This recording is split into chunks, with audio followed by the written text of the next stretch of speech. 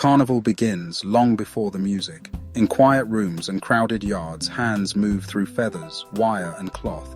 Needles pull thread through satin. Glue holds glitter to cardboard crowns. Children watch. Elders advise. Laughter drifts through open doors. What began centuries ago as a European pre-Lenten festivity arrived in the Caribbean with empire, but history has a way of changing shape in the hands of those who inherit it. In Trinidad, the celebration was transformed. For the enslaved, and later for the freed but still marginalized, Carnival became something else. A space where the rules could bend, where satire mocked authority, where music, masquerade and movement spoke truths power tried to silence. Costumes carried memory, drums carried defiance. The streets became a stage where identity could not be denied. Carnival was joy, but it was also resistance. A declaration that culture could not be erased, that creativity could flourish even under the weight of colonial control. That community could reclaim the very festival once meant to exclude them. Generation after generation, the celebration evolved. New rhythms, new bands, new visions of masquerade. But the heart of it remained the same. A people shaping freedom in color, sound and movement. By the late 20th century, the procession had become a spectacle the world would come to see. But for those who make it, Carnival has never been just a show. It is memory carried forward. It is survival made visible. It is the living pulse of a culture that refused to disappear. And every year, when the streets fill again, that story continues to unfold, step by step, costume by costume, beat by beat. When the bands hit the road, something shifts in the air. The weeks of quiet work, the wire, the thread, the lamplight and the laughter, all of it converges here. On the road, there is no rehearsal. There is only the moving. Port of Spain in the 1980s was a city that knew how to carry itself. The savannah filled with costumes that stretched skyward, wings and wheels, warriors and gods, histories reimagined in sequin and steel. This was mass at its most ambitious. Theatre without walls. A stage the size of a nation. Peter Minshall understood that better than anyone. His bands, Paradise Lost, Papillon River, turned the road into a philosophical argument. Mass, he said, was the art of the people, not decoration, not spectacle, a living statement. And the people answered him, year after year, with their bodies and their brilliance. The steel bands moved through the city like rivers finding their own level, each one staking a claim on the rhythm, each one saying, "We were here, we made this belongs to us." Look at the faces, not the costumes, not the scale, the faces. Joy that has earned itself. Pride that needs no permission. The old man who has seen 40 carnivals and still weeps at the music. The young woman whose costume cost more than a month's wages and who carries it like a crown because that is exactly what it is. Carnival on home soil is a particular kind of freedom. The streets are yours.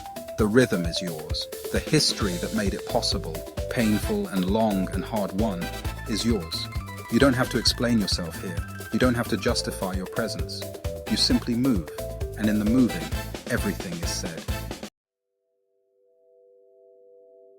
At some point, the suitcase gets packed, not just with clothes, with everything you carry when you leave a place that made you, a particular way of moving through a crowd, a particular feeling on a February morning, the knowledge that somewhere people are bending wire and threading beads, and that you belong to that.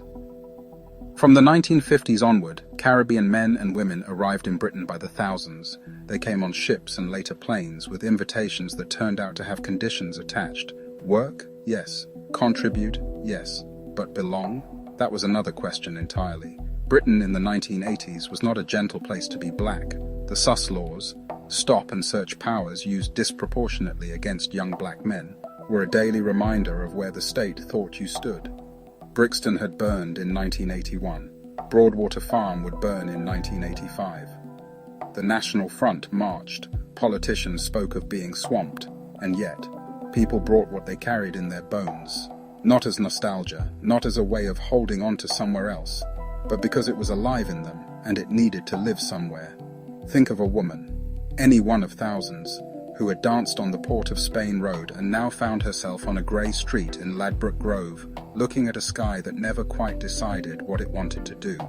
She didn't leave the rhythm behind. She brought it with her, the way you bring the people you love, not as a memory you visit, but as a presence you carry forward.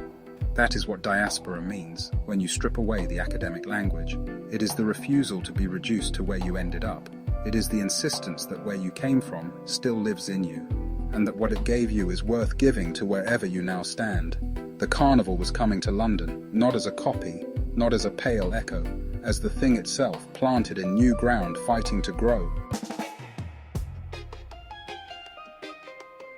Every August, Ladbroke Grove becomes Port of Spain. The steel and the soca, the mass and the movement, all of it finding its way through streets that were not built for this and have been changed by it regardless. Notting Hill Carnival did not arrive gently. It arrived because people insisted. Claudia Jones organised the first Caribbean Carnival in Britain in 1959, indoors at St Pancras Town Hall, a direct response to the Notting Hill race riots of the previous year, a deliberate act of cultural defiance at a moment of violence and fear. Rowna Laslet brought it to the streets of Notting Hill in 1966, and from that point it grew, not without resistance, not without conflict, but unstoppably. By the 1980s, Carnival had become the largest street festival in Europe.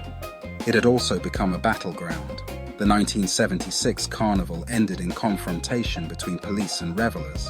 In the years that followed, there were repeated attempts to move it, contain it, or cancel it outright.